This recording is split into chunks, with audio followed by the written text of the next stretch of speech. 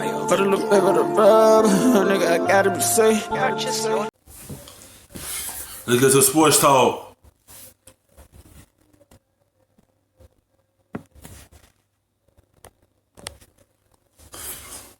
Mindset. You have a team that's right there on the cusp of the college football playoff, but you need style points to get back in the discussion.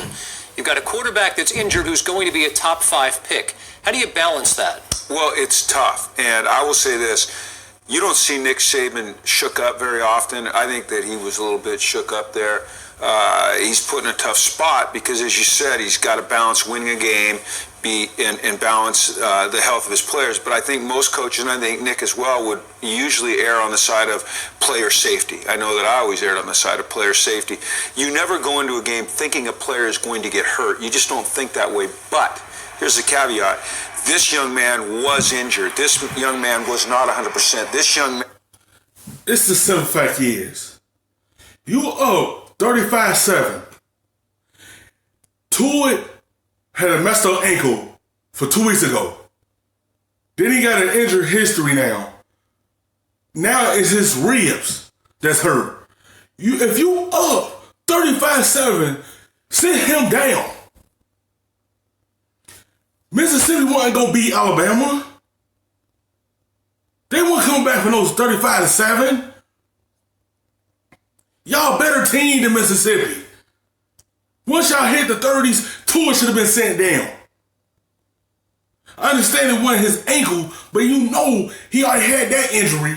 Now he got this rib injury that he's out for the season. If I know that we're better than the other team and I know we're up by so many points, I'm setting my starting quarterback down. You don't know when an injury gonna happen. That's what I need to say. You don't know when an injury can happen, but if you win it by so amount of points, sit him down. I don't care about his competitive nature. Sit down. You are up. You don't need to prove anything. You already had 2 good years already. Now you out for the season. It's just the simple fact is, you know you're up 35-7. Why will you let him play? You sit him down and wait till next week and play. Cause be honest, you don't know when the injury gonna happen, but sit him down and you know you have this game in hand.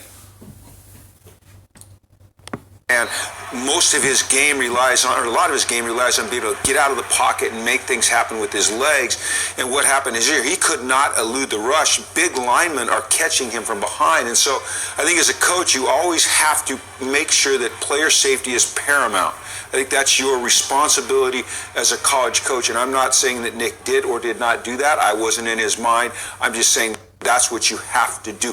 That is more important than anything, especially when you're talking about head, neck, and spine injuries. It needs to be more important than anything. I'm not convinced that it is. And this situation, it frustrates me, it irks me, and honestly, it breaks my heart, mainly because I've been in that position.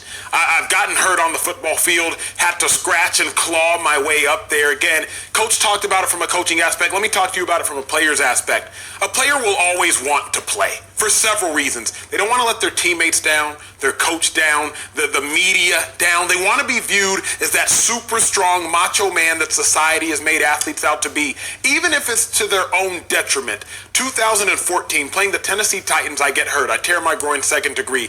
We have to play 4 days later, 72 hours and change later against the Dallas Cowboys on national television Thanksgiving game. I'm from Dallas, so you better believe I'm going to play. Could I walk?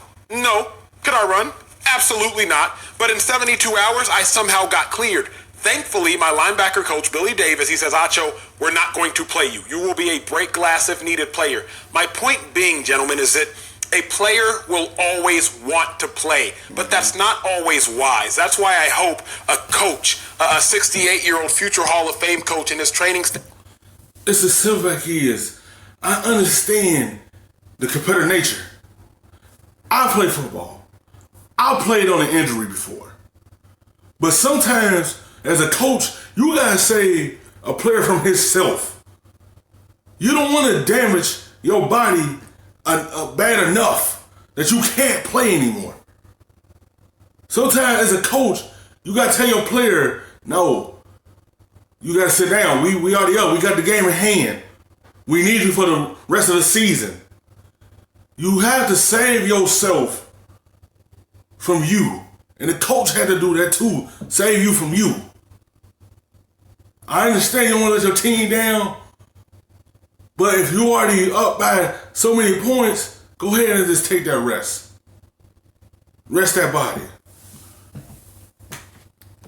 Can say, you know what, I understand you want to play, and I bless that you want to play, at least the courage there, but just don't do it. Here's what has to happen, okay? And I think this is what happens at most places, is that your medical staff and your athletic trainers have to be empowered to make the decision whether or not a player plays or not. It needs to be taken out of the hands of the player and out of the hands of the coaches. Yep. Now, in order to do that, they have to get consistent information from the player as to how he's feeling, but that you can't pressure them either. And that's where you were going to go, right? Yes, and with that, Coach is touching on a topic that we don't have enough time for, but I'll say this and I'll try to say it succinctly.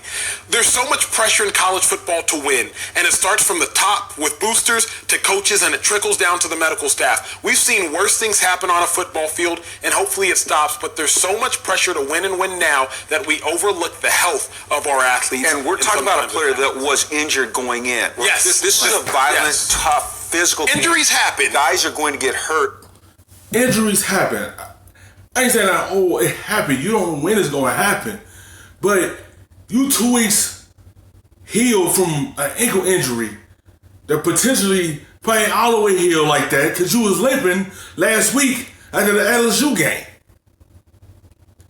And you could tell it still bothered him because he tried to scramble and get away from the defensive lineman, but he couldn't. And it caused a real injury. Because you don't know when it's going to happen to you. But at the same time, you got to put your pride to the side. But it's different when you're dealing with a player who's coming off of an injury. Yes, that's what we're talking about. Out of the hands of the player and the coach. What's up? Thank you so much for watching ESPN on YouTube.